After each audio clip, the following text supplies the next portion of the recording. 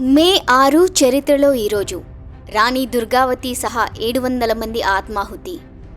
మే 6, 1532లో రాణి దుర్గావతి మధ్యప్రదేశ్లోని రాయ్సేన్ కోటలో 700 మంది రాజపుత్ర మహిళలు పిల్లలతో కలిసి ఆత్మాహుతికి పాల్పడ్డారు. దీనిని జౌహర్ అంటారు. గుజరాత్ సుల్తాన్ బహదూర్ షా చేతిలో ఓడిపోయిన తర్వాత రాణి దుర్గావతి తన ఆత్మగౌరవాన్ని కాపాడుకోవడానికి ఈ చర్య చేసింది. రాణి దుర్గావతిని రైజన్ రాజు శిలాదిత్య వివాహం చేసుకున్నారు. ఆత్మాహుతికి ముందు రాణి దుర్గావతి రాష్ట్రంలోని శివాలయానికి వెళ్లి బహదూర్ షా ముందు తలవంచనని ప్రమాణం చేసింది. రాణి దుర్గావతి ఈ దశ తర్వాత శిలాదిత్య ఆయన తమ్ముడు లక్ష్మణ్ సేన్తో సహా రాజపుత్ర యోధులందరూ యుద్ధం చేయడానికి బయలుదేరారు. శిలాదిత్య తన సైన్యంతో కలిసి చివరి నిమిషం వరకు పోరాడాడు. మే 10వ తేదీ 1532న అంటే 4 రోజుల తర్వాత వీరమరణం పొందాడు. రాయ్సేన్లోని రాజ్పుత్ కమ్యూనిటీ ప్రజలు మే 6న జౌహర్ దినోత్సవాన్ని జరుపుకుంటారు. India army lance Naik Abid Khan జననం 1972 మే 6వ తేదీన భారత సైన్యానికి చెందిన లాన్స్ నాయక్ అబీద్ ఖాన్ ఉత్తరప్రదేశ్లోని హర్దోయ్ జిల్లాలో జన్మించాడు. అబీద్ ఖాన్ 1988 ఫిబ్రవరి 6వ తేదీన సైన్యంలో చేరాడు. ఆయన మొదటి పోస్టింగ్ డల్హౌజీలో జరిగింది. 1995లో అబీద్కు తీవ్రవాదులతో పోరాడి సురక్షితంగా తన పదవికి తిరిగి వచ్చినందుకు సైనిక గౌరవం లభించింది. కార్గిల్ యుద్ధ సమయంలో మే 30న టైగర్ హిల్పై నియంత్రణ సాధించేందుకు అబీద్ ఖాన్ తన బృందాన్ని నియమించారు.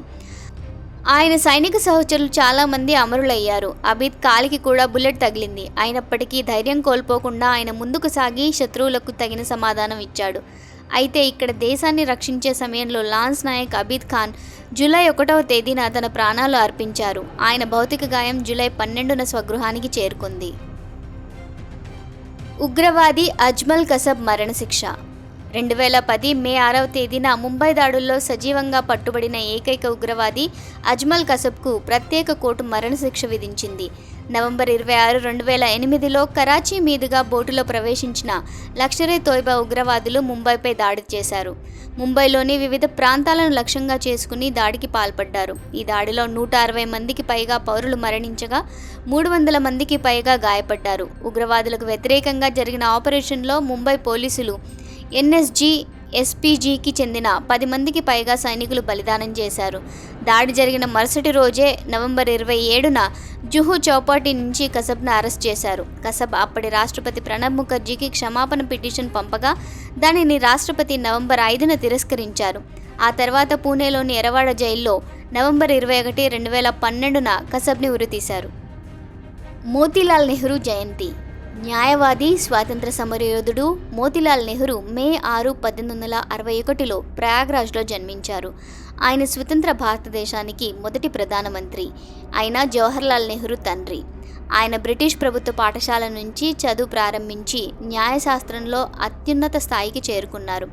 అగ్రస్థానంలో నిలిచారు. ఆయన న్యాయవాద వృత్తిలో రాణిస్తున్నప్పుడు ఆయన జీవన ప్రమాణాలు గణనీయంగా పెరిగాయి. ఆ తర్వాత ఆయన అత్యంత సంపన్న భారతీయులలో ఒకరిగా నిలిచారు. ఈ దశలో వారి జీవనశైలి చాలా వరకు యూరోపియన్గా మారిందని చెబుతారు. ఆ తర్వాత 1920లో మోతీలాల్ నెహ్రూ గాంధీని కలిశారు. ఆయన ప్రభావంతో స్వాతంత్ర పోరాటంలో పాల్గొన్నారు. తన కెరీర్లో ఉన్నత స్థానానికి చేరుకున్న తర్వాత ఆయన న్యాయవాద వృత్తిని విడిచిపెట్టారు. గాంధీజీతో కలిసి స్వాతంత్ర పోరాటంలో నిమగ్నమయ్యారు. మోతీలాల్ నెహ్రూ 2 సార్లు కాంగ్రెస్ అధ్యక్షుడిగా ఉన్నారు.